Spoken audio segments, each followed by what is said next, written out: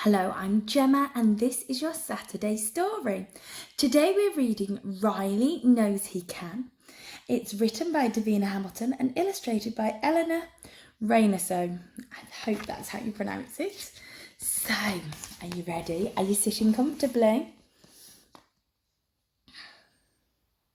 Riley was nervous. Today was the day he'd get on the stage in his first school play. Riley was going to play a wise king who helped his kingdom to fix everything. The king was a wonderful part to play, and Riley had practiced his lines every day. But now that the day was finally here, Riley felt like he wanted to disappear. His big sister Ella told him, "You'll be just fine. Remember, I helped you to practice your lines." "I know," muttered Riley, "but what if I freeze? Or what if I walk on the stage and sneeze?" "Relax," Ella told him. "Let's get one thing straight. I know you can do this. You're going to be great. You're clever and smart. You can be anything. You're going to be the most wonderful king." Riley began to feel less in a muddle. "Remember," said Ella, as she gave him a cuddle, "if you start feeling nervous, this is the plan. Say in your head, 'I can do this, I can.'"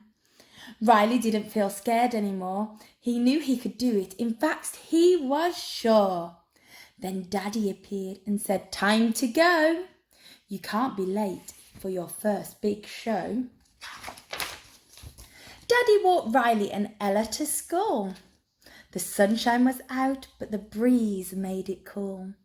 "I'm so excited," Daddy said with a smile. "Riley, you'll be on stage in a while."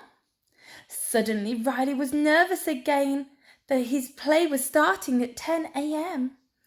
But then he remembered his big sister's plan, so he said in his head, "I can do this, I can."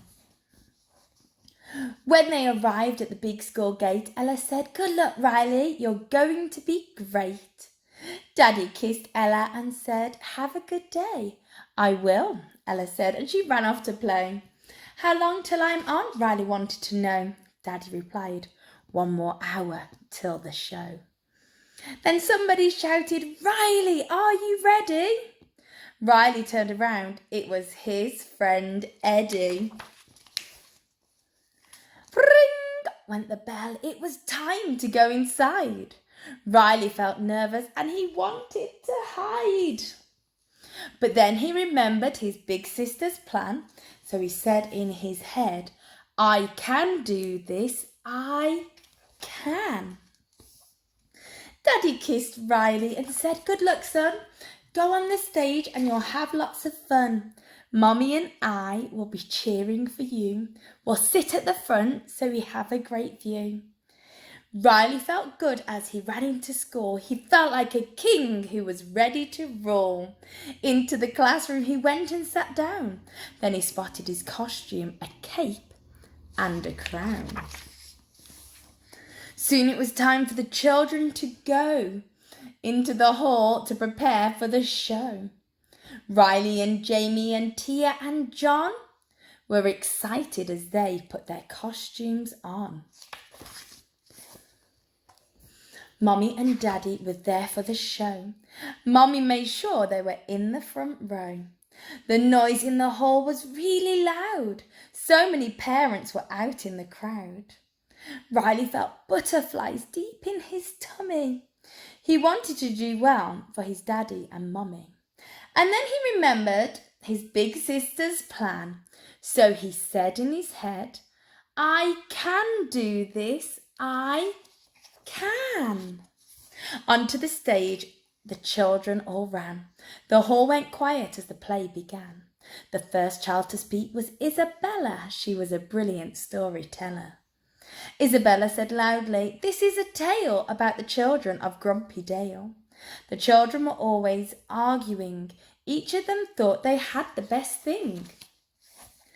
Jamie said, 'My shirt is the best.' Tia said, 'Look, I've got the prettiest vest.' John said, 'Look at my stylish sweater.' No way, Lucy said. My dress is much better. Isabella said. The kids all huffed. King Riley decided he'd had enough. He gathered the children together one day, and this is what he had to say. Children, cried Riley, stop arguing. All of you have wonderful things.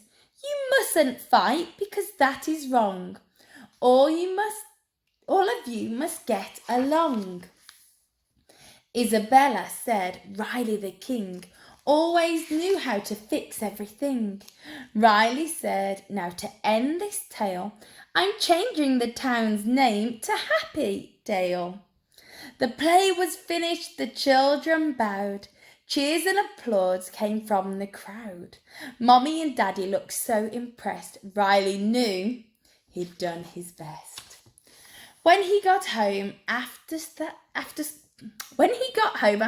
that day, Riley told Ella, I was great in the play. Whenever I'm nervous, I'll follow your plan. I'll say in my head, I can do this, I can. What a brilliant saying. I can do this, I can. Now I regularly worry about things or think, I can't do that. And then I remember I can do this, I can. But I remembered I can do this because I've got Jesus inside me who helps me and loves me. Now, this is a special book because the person in this book is not white. Now, have a look through your stories. Have you got lots of stories with white people? Or have you got children with brown skin as well? It's really good to have a mix. Now, I have been through my children's books and realised I need to buy some more children's books with brown skin people in and other skin colours because it's really important to have a mix. So, your job after listening to this story is to go through your books. Do you need some more stories or have you got multicultural books in your home? Thank you for listening, everyone. Bye.